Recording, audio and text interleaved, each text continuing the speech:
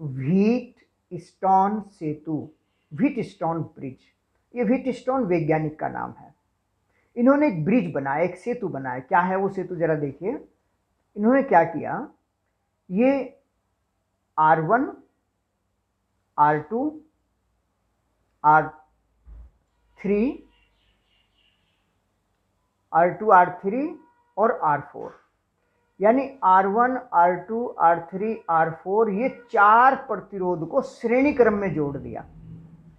श्रेणी क्रम मतलब R1 से R2 को जोड़, R3 को जोड़ दिया, R3 से R4 को जोड़ दिया, R4 से R2 को जोड़ दिया, एक चतुर्भुज बन गया। तो 4 प्रतिरोध श्रेणी क्रम में जोड़कर एक चतुर्भुज की रचना कर रहे हैं। उस चतुर्भुज के 2 विकर्ण होते हैं, एक BD विकर्ण है, एक AC विकर्ण है। तो एक विकर्ण AC से हमने एक सेल जोड़ दिया है कुंजी के साथ में। कुंजी इसलिए लगाई है कि जब कुंजी को ऑन करेंगे, इसमें लगाएंगे तो धारा बहेगी, इससे बाहर निकाल देंगे तो ये धारा नहीं बहेगी। तो ये एक विकर्ण AC के बीच हमने सेल लगा दिया है। और दूसरा विकर्ण BD, इसमें क्या किया, एक गैल्वेनोमीटर लगाया है। गैल्वेनोमीटर ये धारामापी कहलाता है, आगे हम डिटेल में पढ़ेंगे। इसमें एक संकेतक होता है, जैसी धारा बहती है इसमें संकेतांक के माध्यम से उस धारा के मान को पढ़ा जा सकता है। एक कुंजी लगाई गई है, कुंजी ऑन करेंगे तो धारा इसमें बहेगी, कुंजी ऑन नहीं करेंगे तो ये धारा इसमें नहीं बहेगी।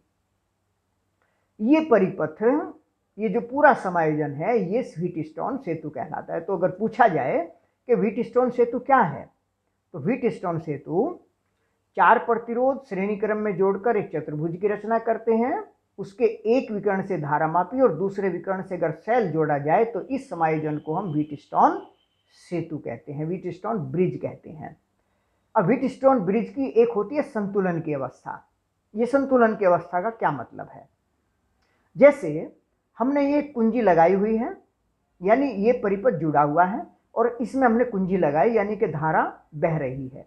तो अगर ऐसा हो जाए, परिपथ चालू हो और इस धारा माप में IG का मान 0 हो, गैल्वेनोमीटर करंट मतलब धारा मापी में बहने वाली धारा 0 हो, कोई विक्षेप नहीं हो, तो इस अवस्था को हम कहते हैं सेतु संतुलन की अवस्था में है, स्टेबल स्टेज में है, ये संतुलन अवस्था में है। तो जब कुंजी लगी है, परिपथ जुड़ा है, कोई धारा नहीं बह रही है, इसका मतलब ये होगा कि जब तार में धारा नहीं बह रही है, इसका मतलब है कि दोनों बिंदु समान विभव पर हैं।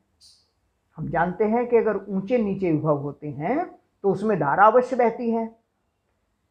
जैसे I धारा मान लीजिए यहां से आई, 2 रास्ते हैं, I1, I2, धारा इधर बह रही है, इसका मतलब है कि ये सिरा पॉजिटिव और ये नेगेटिव है।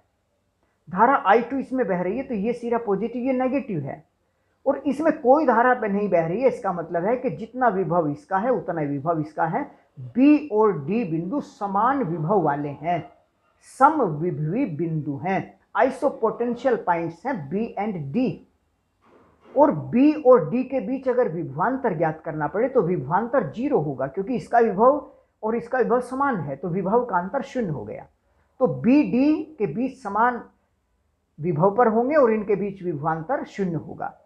तो अगर 0 विभवांतर है, इसका मतलब यहां कोई धारा नहीं बह रही है। तो ऐसी स्थिति में क्या होगा, ये जो I1 धारा आ रही है, पूरी की पूरी धारा इधर चली जाएगी।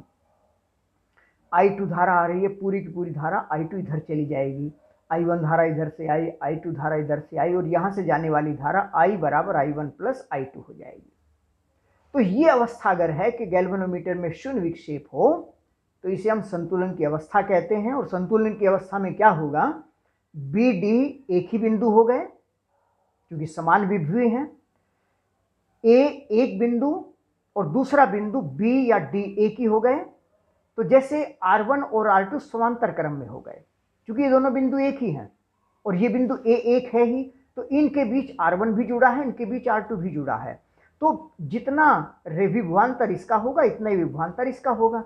ये विभव समान है ना, यानी I1R1 बराबर I2R2 होगा, I1R1 बराबर I2R2 होगा। इसी तरीके से R3 का विभवांतर I3R3, R4 का विभवांतर I2R4 ये बराबर होंगे, ये भी बराबर होंगे। और इन दोनों को हल करके निकाला है हमने, दोनों को डिवाइड कर दिया एक दूसरे से, R1/R3 बराबर R2/R1, या यूँ कह लीजिए कि R1/R2 बराबर R2/3/R4। इसे हम कैसे कहेंगे? R1/R2 बराबर R3/R4। R1/R4 नहीं किया है हमने, R1/R2 किया है। ये दोनों संलग्न हैं, जुड़े हैं सीधे, इससे ये भी जुड़े हैं लेकिन ये संलग्न है, साथ में जुड़े हुए हैं। तो R1/R2 और बराबर R3/R4, R4/R3 नहीं किया है, इसके बटे ये है तो इसके बटे ये, इसे संगत कहेंगे। यानी ऊपर वाले के बटे नीचे वाला है तो ऊपर वाले के बटे नीचे वाला, इधर के बटे ये तो इधर के बटे ये, संगत हो गया, एक ही तरह के हो गए, एक ही संग हो गया इनका। यानी इसके बटे ये तो इसके बटे ये, ऐसा नहीं कि इसके बटे ये और इसके बटे ये, उल्टा हो जाएगा। तो इधर वाले के बटे ये तो इधर वाले के बटे ये बात अच्छी तरीके से समझने लायक है। ये तो आ गया है कि R1/R2 R3/R4, या R1/R3 R2/R4, या R4/R3 R2/R1, या R3/R1 R4/R2। ये है व्हीटस्टोन सेतु का सिद्धांत। तो इसको अच्छी तरीके से तैयार करेंगे, समझ लेंगे।